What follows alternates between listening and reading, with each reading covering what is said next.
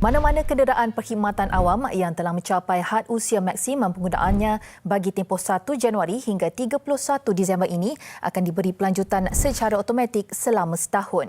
Menteri Pengangkutan Datuk Seri Wee Ka Siong dalam kenyataannya berkata, pelanjutan tertakluk kepada kenderaan terlibat menjalani dan lulus pemeriksaan kenderaan di Pusat Pemeriksaan Kenderaan Berkomputer Puspakom bagi memastikan tahap keselamatan serta kelayakan berada di atas jalan.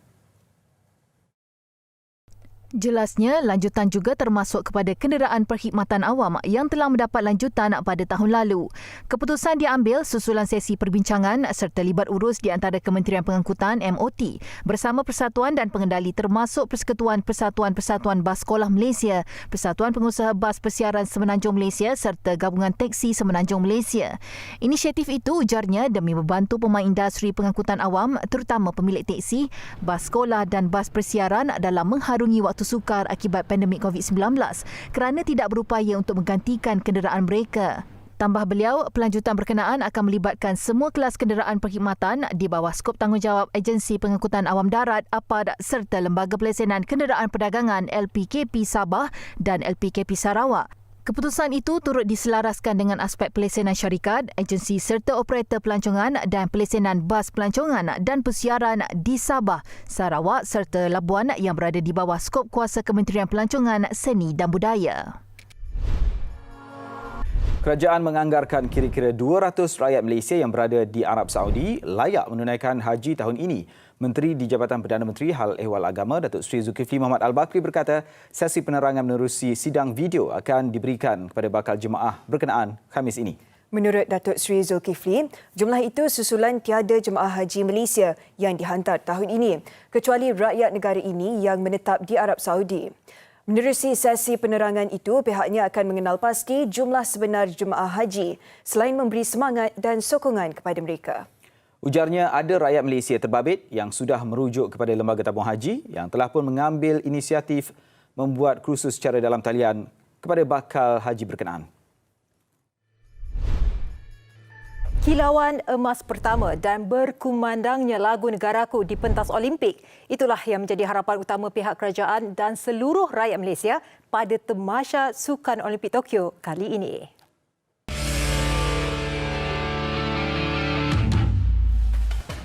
Perjuangan di Sukan Olimpik Tokyo bukan semata-mata untuk mencipta pencapaian diri semata-mata. Sebaliknya, kejayaan membawa pingat emas atau apa-apa pingat merupakan kebanggaan negara.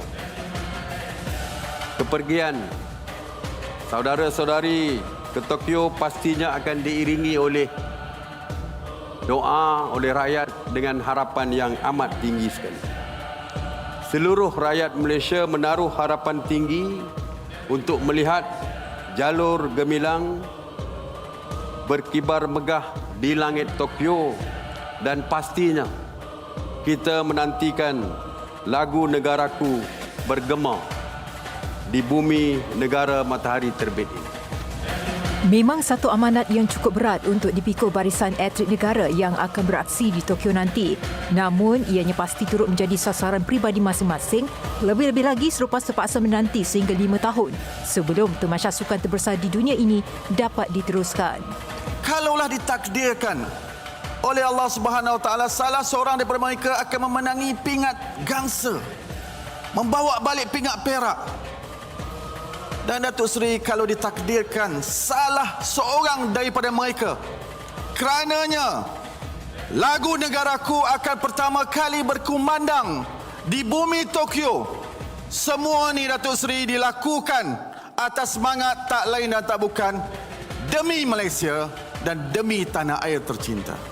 Seramai 30 atlet akan memulakan perjuangan di Tokyo bagi Tamasya Sukan Olimpik yang akan membuka tirai pada 23 Julai ini. Dan sebagai pembakar semangat, satu inisiatif kotak wishlist turut diwujudkan Kementerian Belia dan Sukan KBS. Ia mengandungi segala keinginan dan permintaan barisan atlet negara yang akan berjuang untuk negara. Dan kotak wishlist berkenaan hanya akan dibuka sekiranya atlet berjaya membawa pulang pingat emas dari Tokyo. Demi! Demi! Demi! Demi! Alhamdulillah, terima kasih banyak. Terima kasih kepada Yang Amat Berhormat Perdana Menteri dan terima kasih kepada anda semua.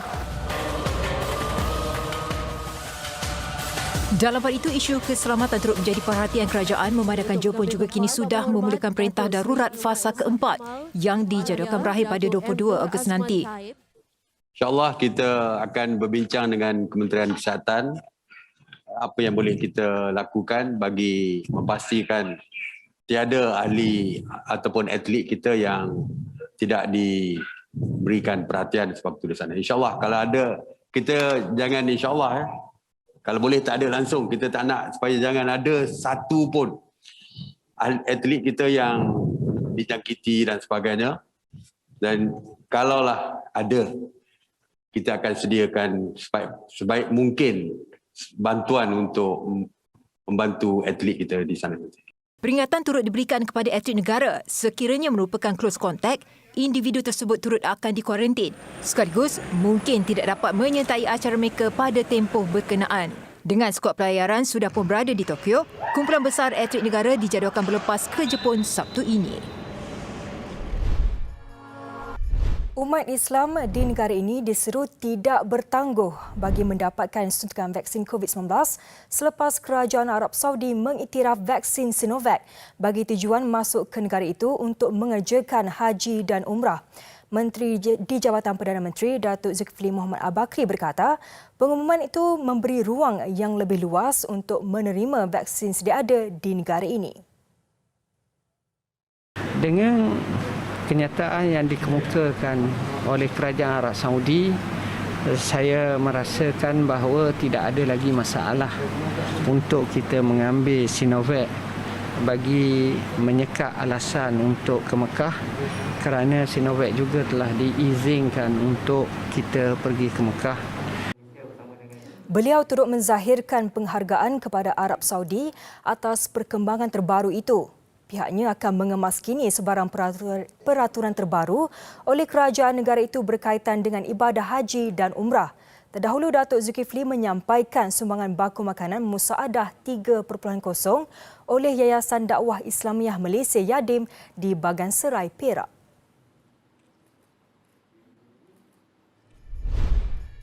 Seramai 60 pemain industri pelancongan di Pulau Kapas, Semarang, Terengganu diberi suntikan vaksin COVID-19. Mereka terdiri daripada pengusaha dan pekerja resort serta pemandu bot. Untuk perkembangan terkini, kita berlintas langsung dengan wartawan Muhammad Ishak Abdilangah yang kini berada di lokasi. Ishak, kongsikan perkembangan program jelajah vaksin di sana. Terima kasih Masila di Sri Pentas dan kini saya berada di Pulau Kapas melihat sendiri bagaimana jelajah vaksin di pulau ini dan suntikan vaksin diberikan kepada pemain industri pelancongan yang berada di sini. Dan untuk mengulas lanjut mengenai perkara itu, bersama saya Pengarah Jabatan Kesihatan Negeri Terengganu, Dr. Azimi Yunus. Terima kasih Doktor kerana bersiaran bersama Buletin 130 dan mungkin boleh Doktor ceritakan sedikit kepada penonton Buletin 130 situasi yang berlaku pada hari ini. Okey, terima kasih Syak daripada TV3. Jadi hari ini sebenarnya merupakan hari pertama jelajah ataupun siri jelajah memberikan suntikan kepada penduduk pulau di negeri Terengganu. Jadi hari ini kita mulakan di Pulau Kapas, Marang, Terengganu, dan aktiviti hari ini sebenarnya dikoordinasikan oleh CITF daerah Marang, dipenerusikan oleh Tuan DU Marang, dan bersama kita pada hari ini pun sebenarnya semua agensi yang berada di daerah Marang lah, termasuk Pejabat Kesihatan Daerah, ada polis, APM, rela dan sebagainya. Jadi hari ini kita mensasarkan pemberian suntikan kepada lebih kurang 60 orang pemain industri pelancongan di Pulau Kapas. Dan daripada 60 itu kita dapati seramai 14 orang merupakan warga asing yang merupakan juga sebahagian adalah penguasa resort di Pulau Kapas ini, dan juga sikit yang kebetulan mungkin terdamparlah di pulau ini, standard di pulau ini. Dan setakat ketika ini kita telah berjaya mendaftarkan kesemua 60 orang tersebut, dan sebahagian mereka telah pun berjaya disuntik, hanya tunggu sedikit sajalah. Dan sambutan kita sangat baik, dan kita dapati selepas suntikan kita dapati juga tidak ada masalah yang telah dialami oleh penerima vaksin kita pada kali ini. Dan untuk makluman juga, kita ada lagi pulau-pulau lain yang kita juga akan liputi, seperti kita ada Pulau Perhentian, Pulau Redang, Pulau Tenggol, Pulau Kapas, dan juga termasuk juga kita akan adakan suntikan di Tasik Kenyir. Sebab pulau-pulau itu merupakan nadi pelancongan di negeri Terengganu dan mereka juga perlu diberi suntikan awal. Dan tambahan pula, Terengganu ini sering dilanda musim tengkujuh yang kadang-kadang datang awal. Jadi kita kena pastikan mereka-mereka itu disuntik awal supaya kita tidak ada masalah kepada mereka bila betul-betul berlaku musim tengkujuh di mana kita tidak boleh lagi pergi kepada pulau-pulau berdekatan. Jadi doktor, saya difahamkan pulau-pulau selepas ini, Pulau Redang, Pulau Perhentian, Pulau Tenggol dan juga Tasik Kenyir membabitkan hampir 10,000 ya. Dan sebelum ini juga kita difahamkan bahawa mereka akan diberikan suntikan vaksin jenis CanSino dan hari ini mereka menerima suntikan vaksin jenis Pfizer. Kenapa doktor? Okey, sebenarnya tidak ada sebab yang kita kata khusus, tapi kebetulan sebab saya sebutkan tadi, sebab kita ni Terengganu kan sering dilanda tengkujuh. Jadi kita tak tahu bila sebenarnya masa yang tepat CanSino akan tiba. Jadi sementara kita masih ada lagi bekalan vaksin Pfizer, so kita gunakanlah bekalan vaksin Pfizer itu. Tambahan pula pulau-pulau kita ini bukanlah pulau-pulau yang berada di pendalaman. Dia masih berada di pesisir pantai yang masih kita boleh pergi dalam masa setengah jam hingga ke 2 jam. Jadi masih kita boleh pergi walaupun kita terpaksa pergi 2 kali kepada mereka. Dan ini pula reaksi penerima vaksin yang saya sempat temu bual. Kita saksikan. Harap-harap semua dapat vaksin, jadi senang dia orang boleh rentah daerah, rentah negeri seboleh-bolehnya secepat yang mungkin lah. Pasal kita dah lama sangat dah ni tak masuk, tak ada pendapatan ni dah lama sangat dah. Dari tahun lepas sampai sekarang ni, tahun lepas ada sikit, tahun ni tak ada terus lah. Tawakal lah sebenarnya kan. So far macam kita ni selalunya kita during monsoon tu kita ada 3 bulan lah kita tak buka lah. So bila kita ada income lebih tu normally kita simpan lah. Sebab kita dah biasa dalam 3 bulan tu kita tak ada pengunjung lah sebab dia musim tengkujuh kan. So at least kita boleh survive lah lagi. Tapi kalau simpanan lah, tapi kalau tahun depan tak buka juga tak tahulah macam mana kan.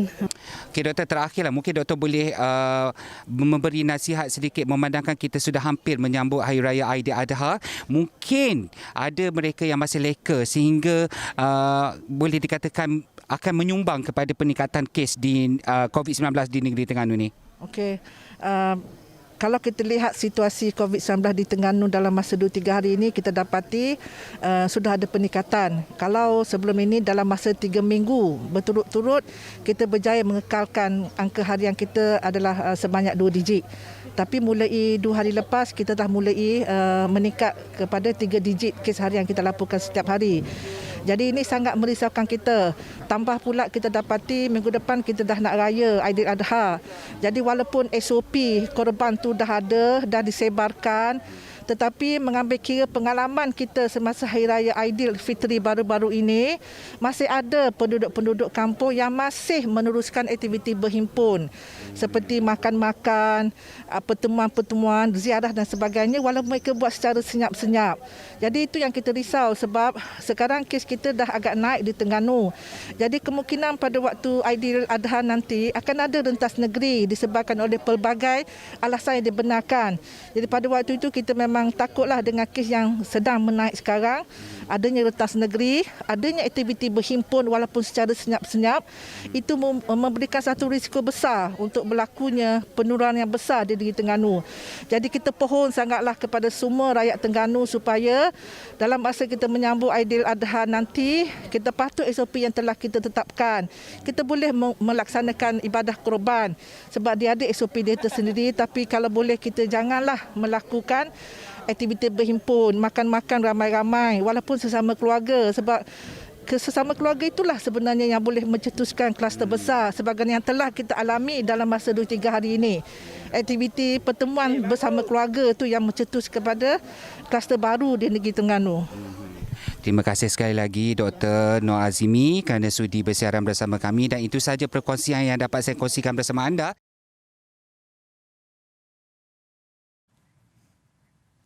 Baik, terima kasih rakan setugas Isyak di Terengganu.